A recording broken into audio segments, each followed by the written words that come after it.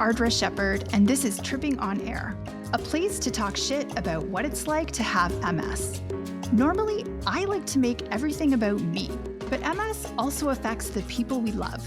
So weighing in from the partner perspective is Alex Hajjar, my friend whose wife also has MS. Join us monthly as we dish about everything from symptoms to stigma. If you have MS or you love someone who does, we want to connect with you. Years ago, my husband and I were out for some drinks with some of my colleagues when the conversation turned to trading tales of low-key medical trauma, like the time my high school boyfriend ice skated over my finger. You know, the horrifying stories of slamming your hand in a car door, stepping on a nail, or punching yourself in the face as you attempt to take off your bra. Not one to let a gross story go to waste, my husband started sharing his own cringeworthy anecdote. Well, our cringeworthy anecdote about the time we were in a Montreal hotel room and my MS medication's auto-injector jammed. While my husband tried to solve the problem, the device suddenly sprang back to life, catapulting the syringe full of potent medication up into the air before landing it dramatically in the center of his barefooted big toe. Of course, my husband never got to share the climax of this harrowing tale because almost as soon as he started talking, he panicked and went pale, realizing he was outing my MS to my colleagues. His attempt to bail on the story only made things worse, as his sketchy plot holes made it sound more like a heroin experiment than however he thought he was spinning it. I should have redirected the conversation to outing his third nipple, but I respect boundaries, and that's his story to tell. Instead, I jumped in and confessed the truth. I have MS. Now, Alex is probably thinking, who doesn't know you have MS? And I was open about my MS in the beginning, but I quickly learned that the world sometimes treated me differently because of it. Not always, but enough to make me wary. And for a long time, the pressure to prove my invisible illness, the dismay of being treated like damaged goods, and the fear of being left out or left behind led me to keep my MS classified. Today's episode is about the challenges of being out with MS and why so many trippers stay in the MS closet.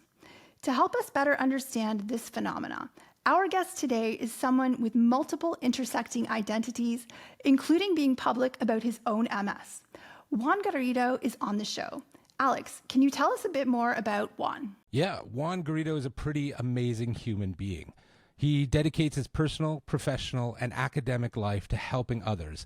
Through storytelling and community building, Juan has been involved with the 2S, LGBTQ+, and MS communities.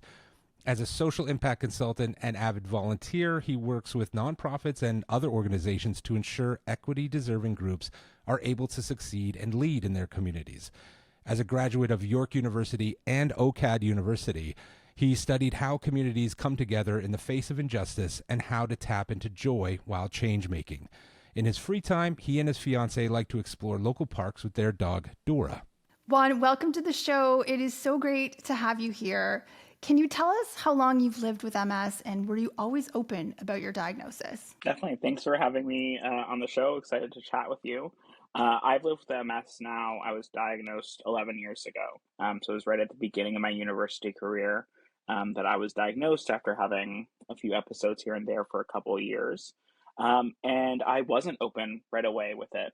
And that was actually on consult from my neurologist at the time. When I was diagnosed, my neurologist said, don't tell too many people. This is going to make things harder for you in your job. This might make your life a little bit harder in some places. Just right now, you're healthy, your symptoms are under control. Just don't mention it to other people.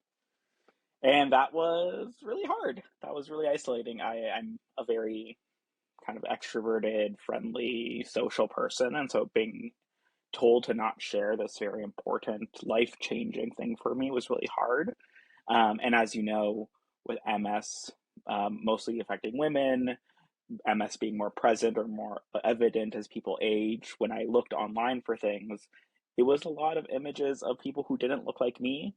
And so truly, I thought for a while that, oh, I must be the youngest, queerest, brownest, most male person ever to be diagnosed with MS. And that's why I can't find anything. And that's why I'm not supposed to talk about it.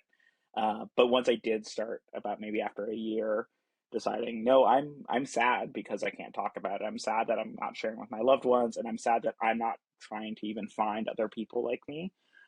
That's when I really started to come into, I guess, my own identity as someone living with MS, was once I was able to start talking about it and sharing my story a little bit. I feel like there's so much to unpack here. Like, was there any truth in what your neurologist said? I mean, obviously, the intentions were probably good, but it sounds like that maybe wasn't the advice you needed.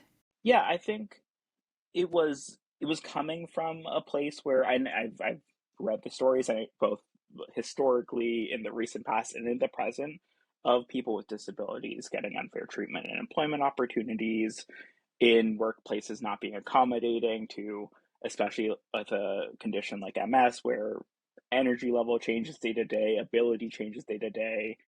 Of course, we don't want to oversimplify what coming out means for the queer community, nor do we want to downplay the impact of ableism on people with chronic illnesses like MS. But as a member of both the queer and MS communities, can you speak to how homophobia and ableism are similar?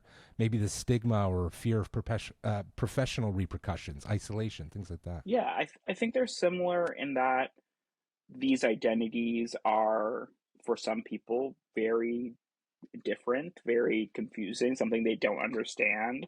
Um, with both the queer and MS communities, I always talk about in terms of, it's an ever expanding tent, where more and more identities, more and more expressions of both disability and queerness represent themselves and come to light and have more representation, that can throw people for a loop at times.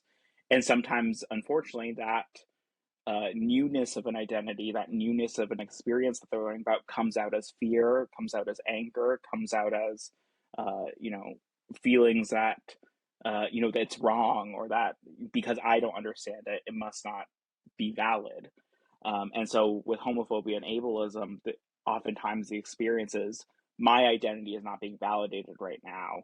And because of that underlying assumption where you think I'm faking my illness, my queerness, my gender identity, you're making it harder for me to get a job, for me to get services, for me to find community, for me to be open about, what experiences I'm having, because you're starting from this underlying assumption that it's not real, or it's not something that should be concerning, or something that should be paid attention to or prioritized. When I was diagnosed, I, of course, was keen to connect with other people in the MS community. But I mean, in terms of sharing that identity publicly, I didn't want my name and MS uttered in the same sentence. Before I needed mobility aids, it used to actually really feel like kind of a messed up compliment when somebody I knew would say, I sometimes forget that you even have MS. And I don't know if that's ever happened to you, but there was a point when I realized that I forget you have MS is only a compliment if I believe that MS is something that diminishes me. Can you talk, Juan, about the concept of passing in the queer community and how that might relate to what happens sometimes in MS, especially with when it's in the invisible or non-apparent stages, and if that's something that you've ever experienced? Yeah, definitely. With passing, I'll get a little academic nerdy here. Passing academically was first coined by a sociologist named Erving Goffman, and one of his whole theories was kind of all the world's a stage. We're all just actors playing a role, putting on these costumes, saying the lines that we're supposed to. In my undergraduate degrees in sociology and drama studies, so his theories are exactly what I wanted to study and experience, of like, how do we represent ourselves in the world? And his idea of passing was when a person was able to, come off as part of a different social group than they are a part of, whether that's class, disability, race, gender. Within the queer community, passing comes from and is used most often in trans communities. And it's the idea of a transgender person being able to pass as not transgender, or as assigned the sex that they now identify as at birth. And so that is a big debate within trans communities, outside of trans communities, of whether or not passing is the goal or not. For some people it is, and oftentimes that can be linked to safety, that can be linked to the idea of, if I'm not being perceived as visibly transgender, then I am safer right now, then I can access the spaces that I need to access. We see that with the conversations around the world around like access to bathrooms, access to, you know, community services targeted towards certain genders. But if you weren't assigned that gender at birth, can you still access a woman's space if you're a transgender woman? And for some people, passing isn't the goal. It's about living your truth, and it's about expanding that idea of what being a woman is, of being able-bodied is, of being a person with a disability looks like.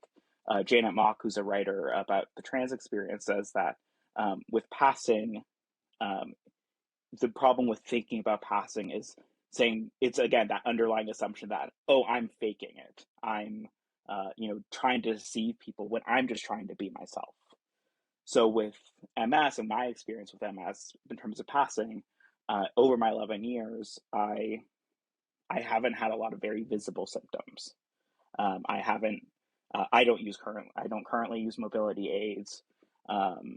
Even when I've had relapses where it does become an issue in terms of mobility or how I'm presenting, I've been able to like not be in public spaces at that time. So that's been my experience. So for the vast majority of it, I haven't presented as someone with MS, except in how I talk about it, and a lot of how I talk about the internal experiences I've had of, one, the more private symptoms that aren't as visible, but then also the fear, the stigma, the endless paperwork that comes along with having a disability in today's age. That's kind of where I experience things, but that's not always what people see right up front.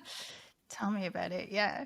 I think what was the damaging narrative for me was telling myself that I was passing for so-called normal, to use the word normal in place of healthy or somebody who didn't have MS. And so it did feel like what I was being rewarded for, for like passing as normal or healthy, was actually sending myself a pretty toxic message. And it can make things lonelier as well, I would say, when it's something to hide. And yeah.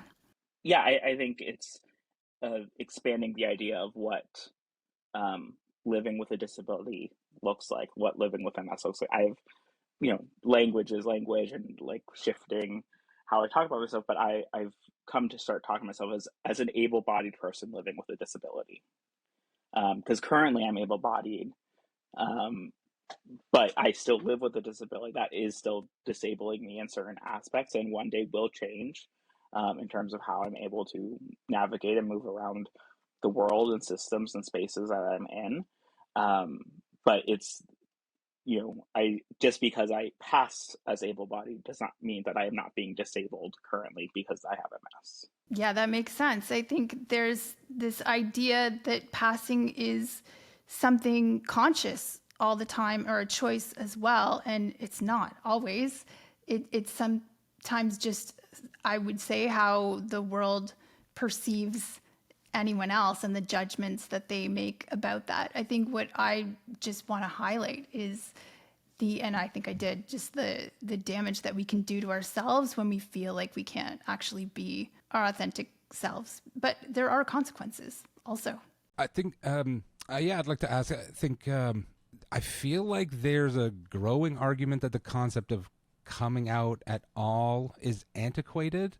It's nobody's business. But on the other hand, coming out signals pride and identity and allows communities to advocate for better rights, access, and freedoms. Where do you land on this argument when it comes to MS, Juan? Yeah, I think labels and coming out are an intensely personal and individual thing. I think labels specifically can unite and can divide. It's the idea that you don't put me in a box because of what you're perceiving my experience to be. And at the same time, being able to use this label, being able to find that language allows me to find other people using that or similar language and allows it to grow. With MS, I always say that, everyone's MS is different is kind of the token phrase. And so everyone's experience with how they're going to want to represent themselves and talk about their MS is going to be different as well.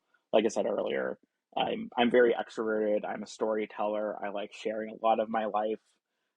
If you Google my name, there's going to be articles and videos where I talk about having MS, and that's one, because I feel comfortable doing that. Two, that's my version of giving back to the community. And three, that's also a very personal way that I process things. Like I said, that first year when I had it after my diagnosis, when I didn't talk about it, that was the hardest year that I had MS for me, because I wasn't able to share that story. Once able to share the story with my loved ones and publicly, that's when I started to feel better myself, when I started to process a lot of the feelings of not having enough symptoms to be disabled or having too many symptoms to be able, I was able to start processing that in a public forum. But that's just my experience. I would never tell everyone that, oh, as soon as you get MS, you have to go, go on a magazine article and do a nationwide campaign and start a podcast, do a TED Talk. If that's not what you want to do, I have friends who have MS who are more like, I want to live my life. I'm glad I found you and we'll talk about it one-on-one. I'm not ready to go up on stage at this event to talk about it because that's not my journey. I said, that's perfect and fine for you. But those labels allow for those individual micro connections. And I think that is more important, that then allows people to flourish in the way they want to on that more public or macro scale. I mean, that can definitely feel like one of the added burdens of this disease is like, oh, now it's your job to educate the world on what MS is. And we're definitely not here to say that. Juan, I just want to, before we move on from this question, I know Alex is dying to ask a question too, but you talked about that first year. Did you tell absolutely no one? Did you have anyone to talk to, or were you just not public? I told my family. I just started university, but I was living away from home for university. But my mom was there at the first few appointments with me, and I think I started to tell a few friends, but wasn't very public about it. Didn't really tell many people until I ended up having my first relapse post diagnosis. That was quite a big one, where I had to share. I was like, "Hey, I'm not feeling great right now, and this is why." And now I have a lot of feelings because now I have to tell you about it in the midst of me feeling like absolute garbage and having every symptom known to man. You also don't want anyone thinking that you're doing heroin, right? Yeah. Like, I think sometimes when we are vague about these things, it can lead people to imagine all kinds of other things that might be wrong. Exactly. And being able to contextualize, like, hey, I'm having this symptom right now, and it's because I have a MS, which I haven't told you about yet. It's cool, it's fine, but this is happening right now, and I just need your help, getting down the stairs right now. I'm not drunk. I have MS. Exactly. Also, I'm a little drunk. Alex, what did you want to ask? Honestly, this might be like a total caveman kind of question, as I still feel like I live on the periphery a lot of the time of this. But like, what is it? Was it more difficult for you to come out as a member of the gay community, or is it more difficult to talk about having a disability and having MS? What is more difficult for you to express, I guess? The simple question or simple answer is it was harder for me to come out as gay. Okay. There's a long history of both ableism and homophobia in our world that make it hard for both, in my experience, the added religious, political, cultural context of how people talk about queerness just made that harder. But at the same time, coming out with MS was easier for me because I'd already done it as a gay man. And that's where these intersecting identities start to become really interesting of the more I come out in who I am as a person, it gets easier. I learn how to do it more. I see how to do it in certain contexts and scenarios where I was able to start using some of the practices and things that worked for me when I was coming out as queer when I started coming out with MS. And for example, like I said, coming out and being able to talk about it and find people like me. When I came out as queer in high school, I was one of the only queer people in my high school, so it was very isolating. and it was going online and finding other communities. It was starting to be more open and seeing that, oh, there are more people that are queer that I don't know. And so as soon as I started talking about having MS, one, everyone in Canada, I feel, has a story of an aunt with MS, but I also started having other friends say, oh, I also have MS. Or a few months after saying, hey, I also just got diagnosed. And like, can we talk about this? Because now we're going through this at the same time. So coming out with MS, really, I learned about that process through coming out as a queer man. I love that you shared that one. It sounds like you learned that there was great reward in being able to authentically be yourself. And you talked earlier about thinking, MS does kind of seem like a white woman's disease. And if you're not a white woman, it's already an isolating, lonely disease. I imagine that makes it quite a bit lonelier. Being a minority within a minority, is that also part of what drives your activism and your desire for visibility so that you can connect with or, find those people and help them realize that all the different faces of MS? Can you speak to that a bit? Yes. When I was diagnosed with MS, I felt like I was the only one, and I felt intensely alone. Um, Being an immigrant from a racialized community, I didn't have the I have an aunt with MS story. I didn't know what it was. I had never heard of it. I automatically assumed the worst. And when I go online and just see images of, middle-aged to senior white women in wheelchairs, I thought, well, none of that is me. So what does that mean with my trajectory?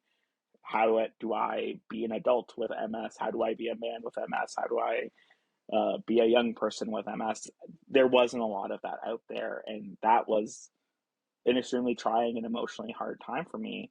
And so part of me being so public is saying like, hey, you're not alone. You're not going to be the only whatever identity that with MS, whether it's just a person with MS, because there are people all the time being diagnosed with MS who are middle-aged white women who are probably like, oh, I'm the first one and I don't know anybody with this. So even if they can see my story, say, oh, there's another person with MS that I know about, or another man, another queer person, another 18-year-old who's just starting university is like, well, am I allowed to have a career now? Like, what does this mean?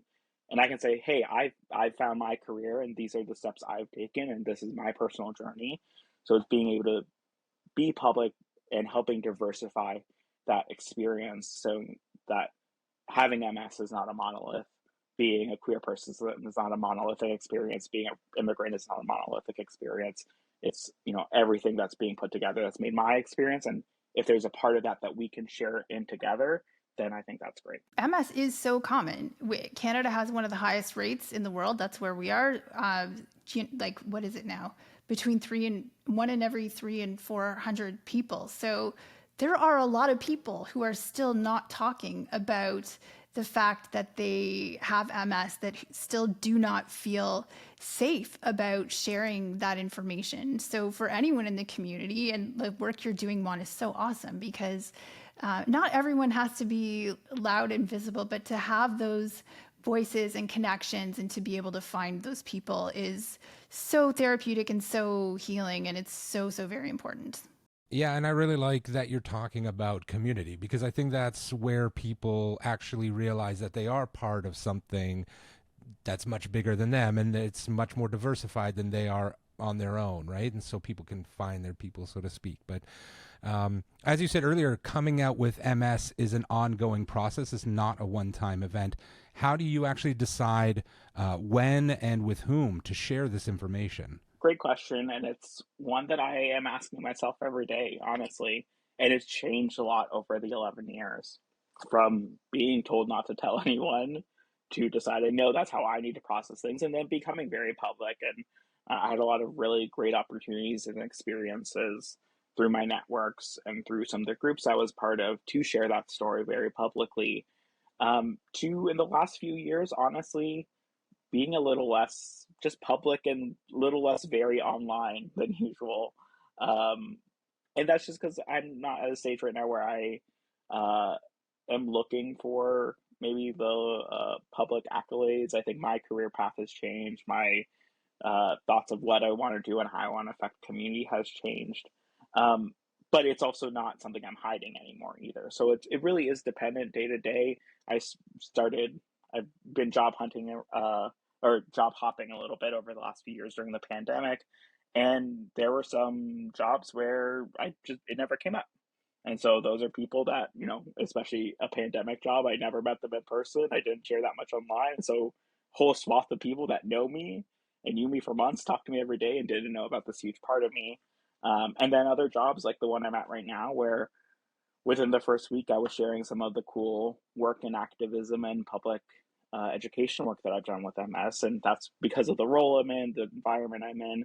And so it was right up the front, like, hey, I have MS. This is how it might impact my work, and negotiating that with my boss and saying like, hey, I'm gonna have a 100% day, and the next day might be a 60% day, and the next day might be I'll work on Saturday instead of today day. And then also there's this other side of me that because I have MS, I also have this intense passion and love for public education, for public awareness raising, for sharing my story online. So here's the full gamut of experience of what that looks like and how this changes the space I'm in right now.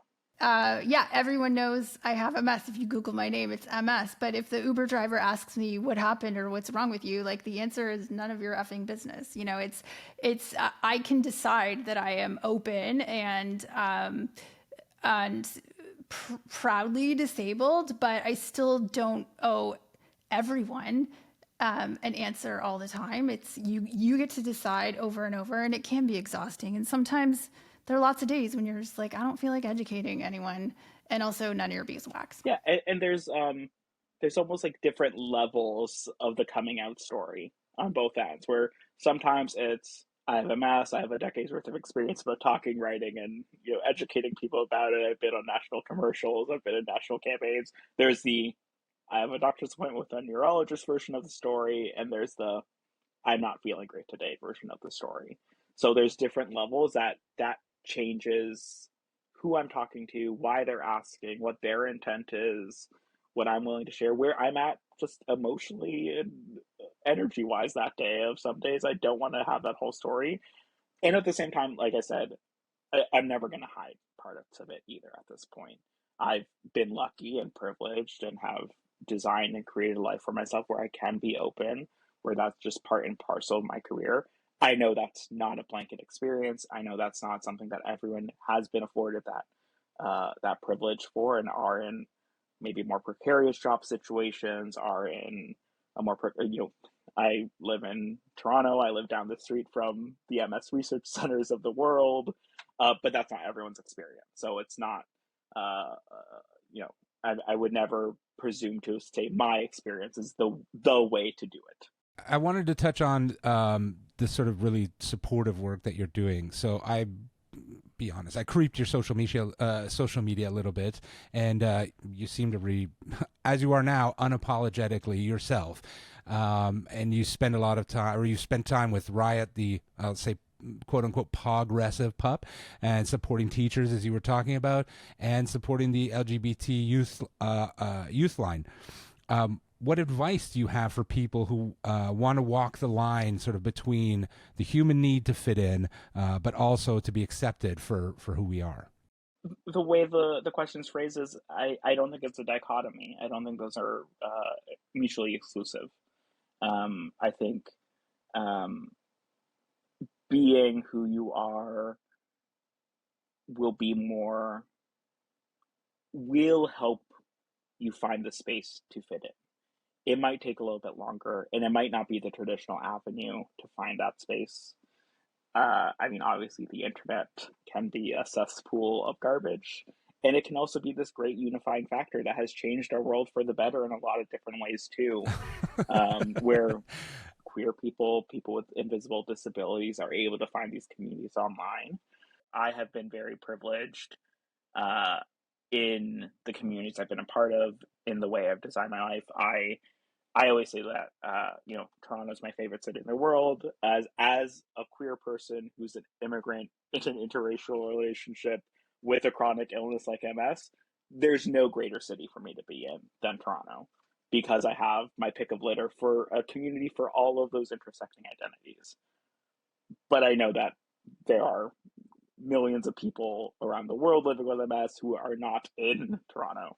And so their experience is going to be different than mine in terms of what they have access to, in terms of communities in their backyards, what their safety is, what resources they have. And so I think part of that, being accepted for who we are, is also accepting who you are, each person individually, coming to terms with their own identities in terms of their experience with disability, with queerness, with race, with gender, whatever it might be, with class, and then figuring out what is it that you need out of that experience of, I'm a queer person, I'm feeling alone, I'm going to go find other queer people in the safe way that I can do it. I live with MS and I'm feeling alone, I just need someone's advice of like, hey, how do I talk to my boss on the day that I can't see, but tomorrow I'm going to be fine? How do I talk to somebody about that? It's coming to terms with your own identity and figuring out what is it that you need. And in theory, that is impossible to find, even if it's not easy to find. I love what you said, Juan, about fitting in by being who you are. I think that is awesome advice. We are running out of time, but what a great conversation. I would say that social media is that, yes, it's a garbage fire hellscape a lot of the time, but it is where, in the absence of those diverse and inclusive communities that we can find in Toronto, we can find them online, and thank goodness for that. We know what MS can do to the body, but the social costs and consequences of MS can be just as devastating. Disability is the largest minority group on the planet, and yet we still haven't found safety in numbers. Just like who you love is nobody's business, when it comes to your health, you don't owe anyone an explanation. It's up to you to decide when sharing personal information is in your best interest.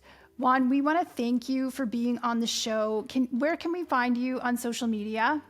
I on Instagram, I'm at Juan_Luis G, I believe. I kind of oscillate between, am I a public persona, am I sharing it by myself? So depending on the day you look me up, you might see cute pictures of my dog. It might be locked down. It's this ever expanding journey of how we live online as a people. So great. Well, look for your content and activism.